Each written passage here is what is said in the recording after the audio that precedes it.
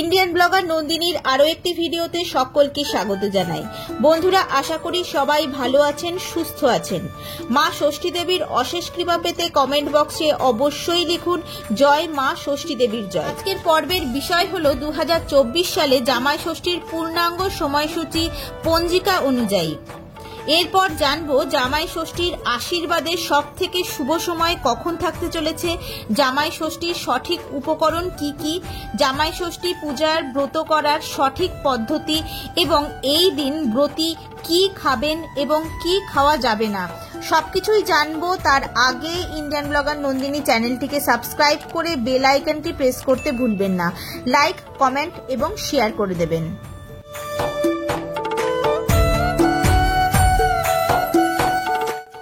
পঞ্জিকা অনুযায়ী 2024 সালে বাংলা 1431 বঙ্গাব্দে জামাই ষষ্ঠী পালিত হবে 12ই জুন 2024, বাংলার 29শে জ্যৈষ্ঠ 1431 বুধবার। পঞ্জিকা অনুযায়ী জামাই ষষ্ঠীর ব্রত শুরু হবে 11ই জুন 2024, বাংলার 28শে জ্যৈষ্ঠ 1431 মঙ্গলবার সন্ধে 6টার পর থেকে। জামাই ষষ্ঠীর তিথি সমাপ্ত হবে 12ই জুন 2024, বাংলার 29শে জ্যৈষ্ঠ 1431 বুধবার সন্ধে 6:26। চলুন বন্ধুরা, এবার জেনে নেব জামাই ষষ্ঠী পূজার উপকরণ। ষষ্ঠী পূজার উপকরণ হলো আম পাতা, তালপাতার পাখা, ধান, দূর্বা, 5 থেকে 9 রকমের ফল, ফুল এবং বেলপাতা, সাদা সুতো ও হলুদ।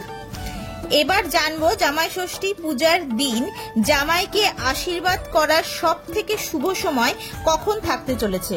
2024 সালে বাংলা 1431 বঙ্গাব্দে জামাই ষষ্ঠীর দিন জামাইকে আশীর্বাদ করার সব থেকে শুভ সময় থাকতে চলেছে 12ই জুন 2024, বাংলার 29শে জ্যৈষ্ঠ 1431 সকাল 7:18 পর থেকে সকাল 11:16 মধ্যে, আবার 1:50 পর থেকে বিকেল 5:32 মধ্যে জামাই ষষ্ঠীর আশীর্বাদের শুভ সময় থাকতে চলেছে।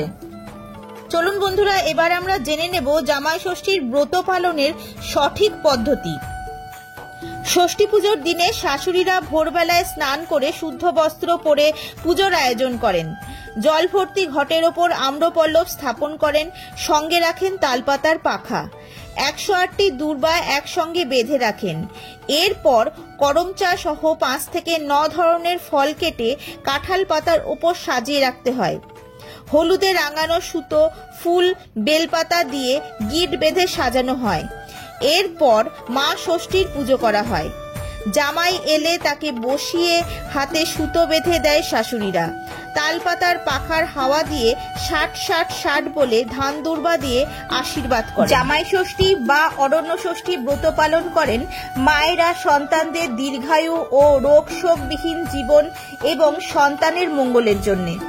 চলুন বন্ধুরা, এবার জেনে নেওয়া যাক জামাই ষষ্ঠীর ব্রত পালন করলে ব্রতী কি খেতে পারবেন এবং কি কি খেতে পারবেন না। অরণ্য ষষ্ঠী বা জামাই ষষ্ঠীর ব্রত পালন করলে মায়েরা ভাত, রুটি কিছুই খেতে পারবেন না। জামাই ষষ্ঠীর ব্রত পালন করলে লুচি, নিরামিষ তরকারি খাওয়া যেতে পারে। এছাড়া ফল, দই, মিষ্টি, সাবুদানা, সুজি, ডালিয়া, মুসুরির ডাল বাদে সমস্ত রকমের ডাল, চিড়ে, খই, মুরকি সবকিছুই খেতে পারবেন।